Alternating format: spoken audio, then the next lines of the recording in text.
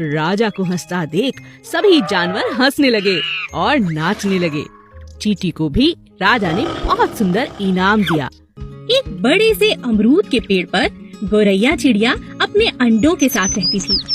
एक एक करके चिड़िया के अंडे बाहर आने लगे। चिड़िया यह देखकर बहुत खुश थी। उसके प्यारे प्यारे चूजे उसे और प्यारे लगते थे। चिड़िया रोज सुबह उनके लिए खाना लेने जाती और शाम को बड़े प्यार से वह खाना उन्हें खिलाती।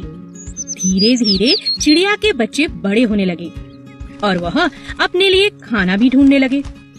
कई दिन बीत जाने के बाद भी एक अंडे में से चूजा अभी तक बाहर नहीं निकला था।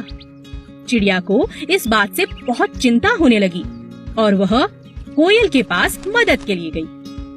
बहन कोयल, बहुत दिनों से मेरे अंडे बाहर आ चुके हैं, लेकिन उनमें से एक अंडे में से चूजा बाहर नहीं आया।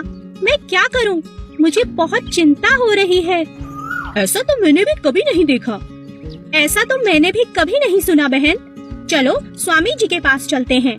उनके पास इसका कोई ना कोई हल जरूर होगा। चलो चलते हैं। हाँ हाँ चलो।